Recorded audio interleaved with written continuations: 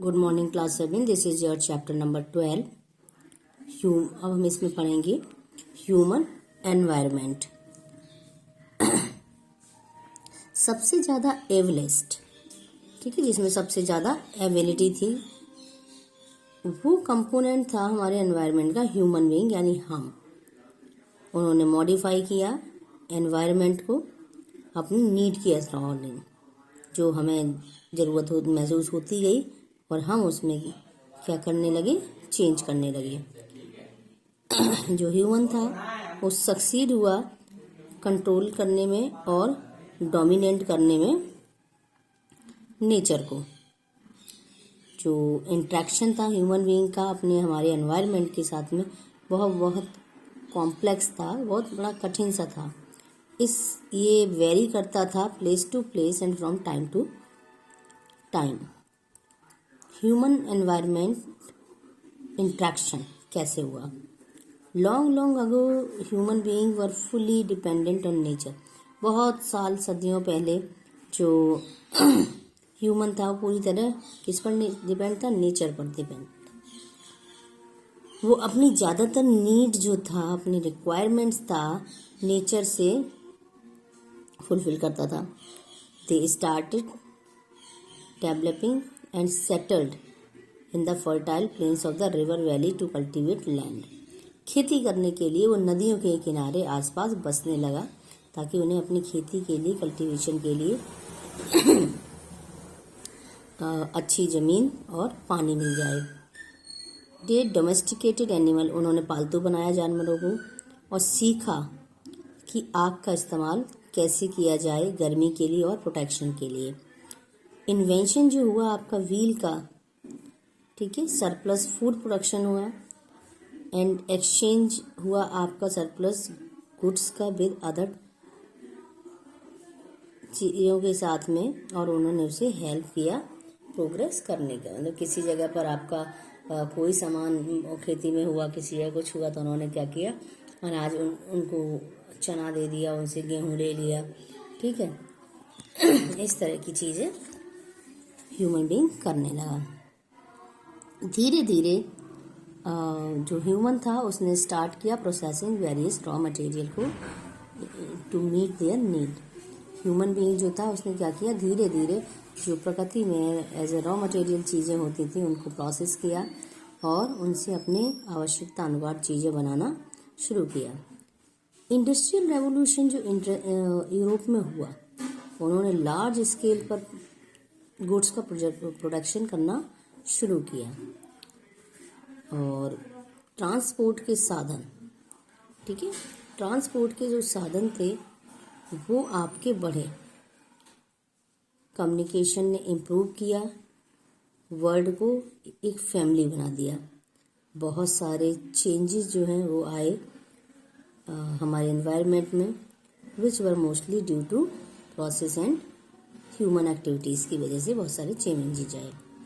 यहाँ तक कि आज भी we fulfil our various needs. हम अपनी जितनी भी ज़रूरतें हैं वो हम पूरी करते हैं फिज़िकल एनवायरनमेंट से। प्राइमरी एक्टिविटीज़ में आता है आपका जो हम ज़मीन पर काम करते हैं, फार्मिंग है, फिशिंग है, फॉरेस्ट्री है, माइनिंग है, खुदाई है। स्टिल प्रोवाइड फूड, अभी भी फूड प्रोवाइड कराते हैं, रॉ मटेरियल्स, और उसके बाद रॉ मटेरियल हमें प्रोवाइड कराते हैं। और इसकी वजह से जो एडवांस सोसाइटी है वो सरवाइव नहीं कर सकती, जिंदा नहीं रह सकती प्राइमरी एक्टिविटीज़ के बिना। Human activities are posing the greatest threat to the environment. ऐसा नहीं है कि सब कुछ अच्छा ही अच्छा हुआ है, लेकिन जो ह्यूमन की एक्टिविटी हुई है उसने एनवायरनमेंट को खतरा भी पहुंचाया है, ठीक है। Right from the down of human of civilization, people had not only used nature for their existence and fulfillment of needs but also exploited and misused it to the greater extent। देखिए, जो आपका human civilisation जैसे जैसे बढ़ा तो people ने केवल ना तो ऐसा नहीं है कि इसका अपनी नीड्स को फुलफिल करने के लिए उन्होंने नेचर को बहुत एक्सप्लॉइट किया और मिसयूज़ किया है इसका बहुत एक्सटेंड तक, काफ़ी हद तक। उन्होंने they have distributed the natural balance of environment. उन्होंने डिस्टर्ब किया है जो बैलेंस है हमारे एनवायरनमेंट में, उसको डिस्टर्ब भी किया है। और अब आता है हमारा एनवायरनमेंट पॉल्यूशन। नेचर की अपनी एक मैकेनिज्म है, प्रक्रिया है कि वो रिपेयर कर लेती है सभी डैमेज्ड चीज़ों की due to disturbance made by the human activities. लेकिन जब एक्सप्लॉयटेशन किया जाता है, उनका शोषण किया जाता है, ज़रूरत से ज़्यादा उनका इस्तेमाल किया जाता है लार्ज स्केल पर, नेचर फेल हो जाती है फिर उसको रिपेयर करने में। ये क्रिएट करती है प्रॉब्लम ह्यूमन के लिए ही नहीं बल्कि आपके नेचर के लिए भी। नाउअडेज होल वर्ल्ड जो है आपका फेस कर रहा है बहुत सारी प्रॉब्लम्स को ड्यू टू टेक्नोलॉजिकल और साइंटिफिक डेवलपमेंट की वजह से one hand, and over population other hand. Urbanisation हुआ, शहरीकरण हुआ, इंडस्ट्रियलाइजेशन हुआ, बहुत सारी इंडस्ट्री लगी। एनवायरमेंटल पॉल्यूशन इज जो है वो रिजल्ट है आपका अनप्लान्ड और अनवाइज यूज टेक्नोलॉजी का।